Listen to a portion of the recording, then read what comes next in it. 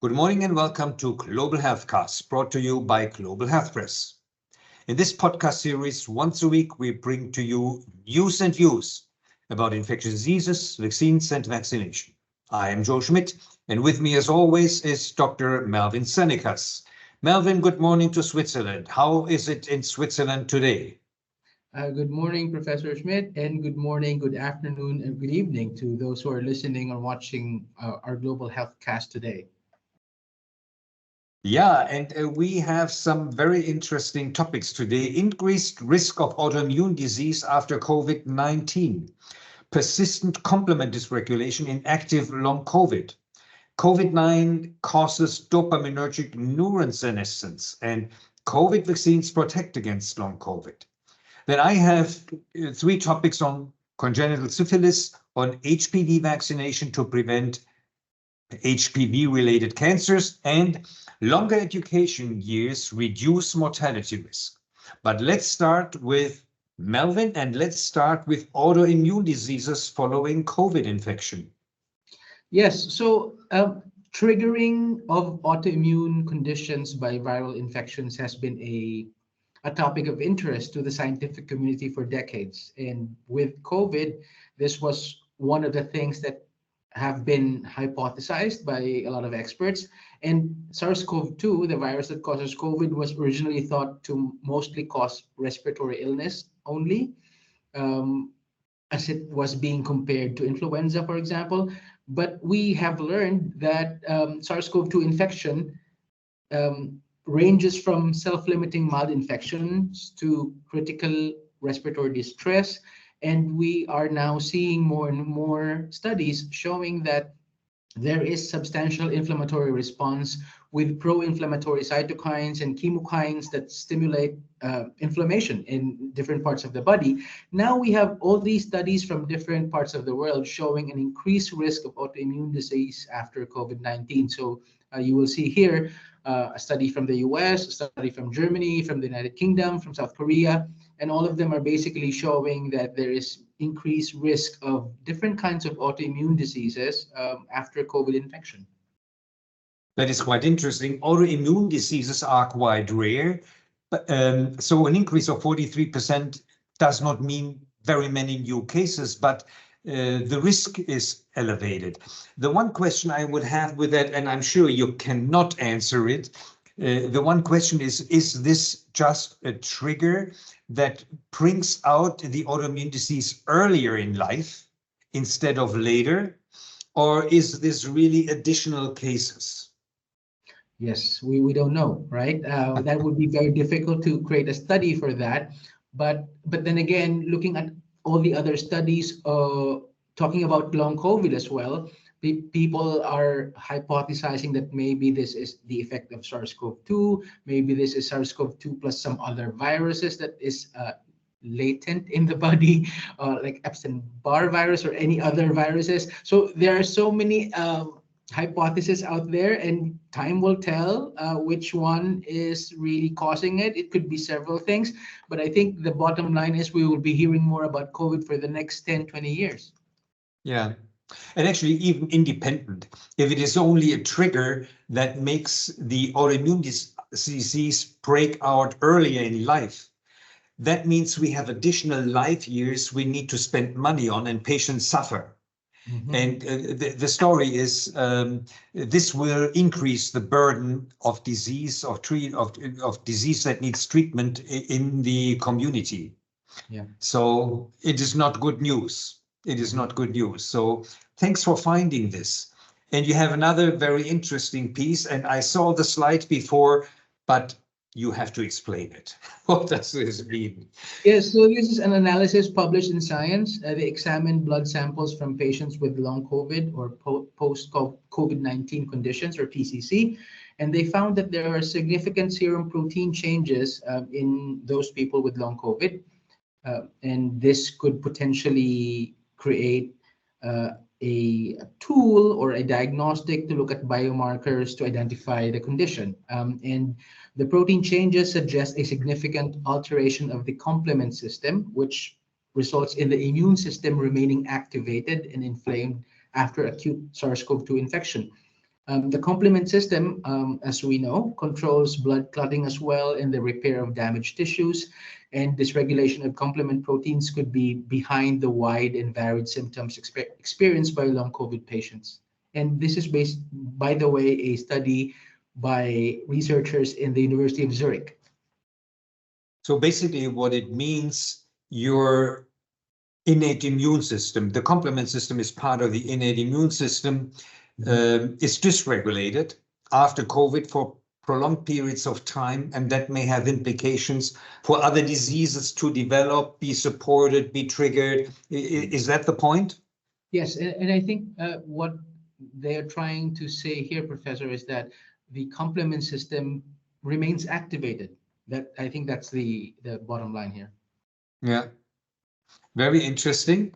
And you have a third piece, which is worrisome again from a clinical point of view, because we know the dopamine system and how necessary it is functioning for the well-being of our brains, right? So maybe you tell the story first, and then we may discuss the implications. Yes, so COVID-19 patients commonly present with signs of central nervous system or peripheral nervous system dysfunction. And in this publication, the researchers showed that dopamine neurons derived from human stem cells are selectively susceptible and permissive to SARS-CoV-2 infection. And there is inflammation and cellular senescence, so aging, response of these dopaminergic neurons. And they also identified inflammation and in these dopamine or DA neurons. And so I think the significance of this study is that the researchers are saying that there is a need to closely monitor COVID-19 patients for an increased risk of developing Parkinson's disease or Parkinson's disease related symptoms in the future. So again, going back to the first topic that we discussed today, basically we're trying to say that COVID is not going away in terms of scientific study, because we will need to look at COVID and COVID patients for a long time. In the end, again, we need long-term follow-up, but maybe that decades after the 2019, 2020, 21, 2022, and ongoing pandemic, we will see pandemics with other diseases resulting from complement activation, resulting from dopamine neuron receptor senescence, and last time we spoke about the mitochondria that produce the energy for our body, that they may fail. So we may see, and that is the concern here, right? That is why we bring up all these papers. The concern is there may be more in the future, and we need to follow this very carefully, what happens after COVID. Mm-hmm. You have one good news, one Yes, piece of good news, then in the end, right? After all the bad news, here is the good news. Yep. So sorry for those three not so good news about COVID, but I guess this one is important to show because this is more evidence showing that vaccines work to reduce the risk of long COVID. And this is the first multinational study assessing population level vaccine effectiveness to really prevent long COVID symptoms or symptoms of post-COVID conditions. And this is looking at patients who have been given the ChAdOx or the AstraZeneca Oxford vaccine and the Pfizer-BioNTech vaccine. And just to summarize, and people can read the publication if they want to know more information, but as a high-level summary, across all 4 staggered cohorts in 3 countries, so UK, Spain, and Estonia, vaccination was associated with a lower risk of developing long COVID. And so I think with all the things we discussed, like inflammation and senescence in the dopaminergic neurons, the complement system being activated, and higher risk of autoimmune diseases, all of those reasons, I think looking at this new study showing that COVID vaccination reduces risk of long COVID, I think now really there is no reason for people not to get vaccinated. Yeah, very interesting and also reassuring.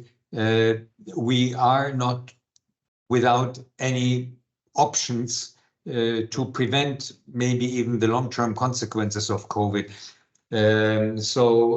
Yeah, very interesting. And the good news comes in the end then, right? Yeah. Yeah. Good. I have three pieces, and the first one today is congenital syphilis. And the reason I bring it up, they have a very nice summary in the New England Journal of Medicine. And I really can encourage everybody to read the article and print this beautiful graph that they have there, which summarizes the findings in congenital syphilis. You may know that congenital syphilis results from the transplacental passage of Treponema pallidum, which is the organism that causes syphilis. And usually this is the way of pathogenesis. Less frequently, there is exposure to syphilitic genital lesions at the time of the delivery. The genome of the organism is very small with very few proteins only, and people think this is the reason why the immune system of the newborn is unable to fight the infection and why the infection becomes persistent. And then you see all the findings from the brain to the life, to stillbirth, to skin findings on the hands and on the soles, central nervous system, in the eye and everywhere. So it is a disseminated general infection.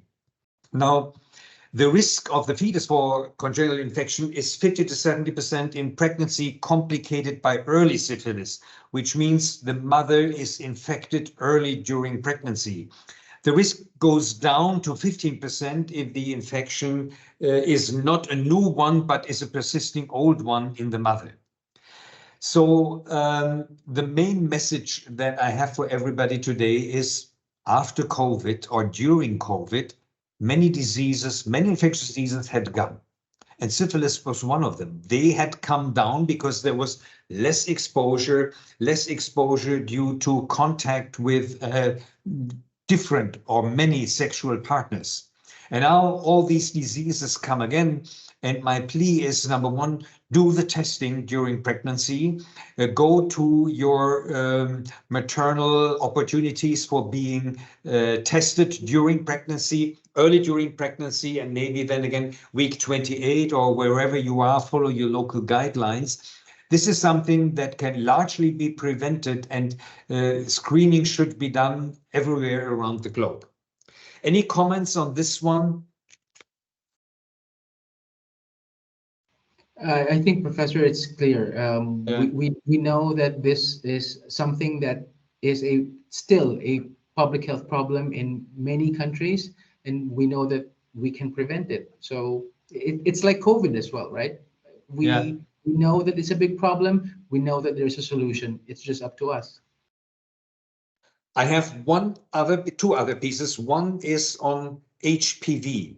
The human papillomavirus was nicely shown to be a necessary prerequisite for cervical cancer and other cancers, but this study is on cervical cancers. Now, most countries in the world that can afford the vaccine have a vaccination program. You should start HPV vaccination before sexual debut, before first sexual intercourse, because later on you may get infected and you may be infected and the vaccine cannot work anymore. In any event, in this study from Denmark, they looked at women who had cervical intraepithelial neoplasia type 2. And they looked, without any treatment or further intervention, they looked if SIN2 develops into a SIN3 or overt cervical cancer. And what they found is if you just observe and the women were not vaccinated, which is the top line, this is the rate, the cumulative incidence of cancer development. This is the brown line and the whatever is it, light brown line, right? So there is no or little effect if you're unvaccinated or if you were vaccinated after age 20. After age 20 means you probably were infected before you got the vaccine. Now, if you were vaccinated at age 15 to 20, This is the green line. You see a risk reduction for progression into SIN3 or cancer. And if you were vaccinated before age 15, this is the highest benefit. In many cases, the disease, the neoplasia returns back to normal and disappears. And again, that means the earlier you get vaccinated, or the ideal thing to do is to be vaccinated before cancer develops, or before you have your first sexual intercourse, and then you have the most effective way. Even if you develop a CIN later on, you have a very high likelihood that it will disappear and not progress to cervical cancer. It's a little bit complicated, but maybe, Melvin, you can ask me if it is understood, or if you have any other questions that I didn't explain well. No, Professor, I think this is pretty clear. There are countries now like Australia where the numbers of cervical cancer is 0 or approaching 0 because they have had their vaccination campaign for schoolgirls before their sexual debut. And I think it's showing, right? Yeah. This is, I think this is quite impressive based on observational data, but still very, very impressive, and shows that the vaccine is working, right?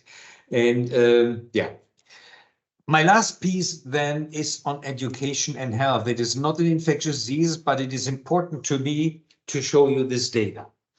What this graph shows you in this study is the relationship between increased time of schooling and better health with regard to reduction of mortality.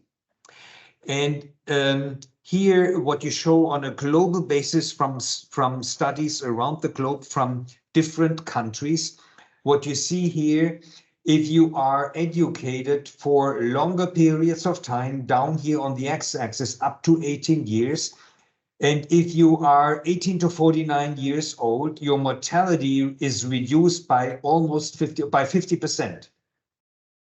And if you were educated for in another age group, 50-59, it is a 40% reduction, 32% reduction, 14% reduction, depending on the age. So compared to your age group, you in all ages, you see significant reductions. Now, going to school doesn't prevent any disease, right?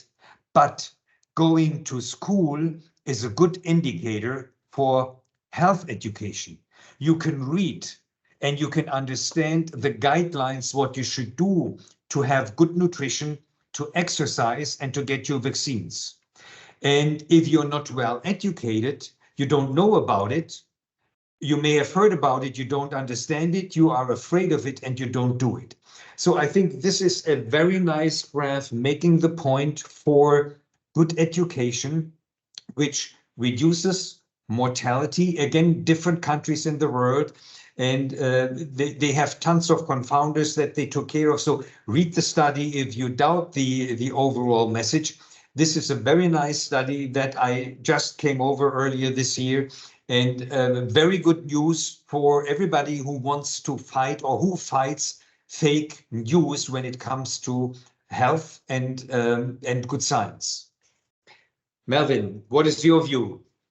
I think this is good news, but I would think that in 10 or 20 years from now, maybe this would not be as clear as this with the misinformation and social media and all these things. So, yeah. We should repeat the study. Right? Yes, maybe in 20 years, this will not show this. Yeah. Very good. Melvin, this brings us to the end of our Global Health Cast today.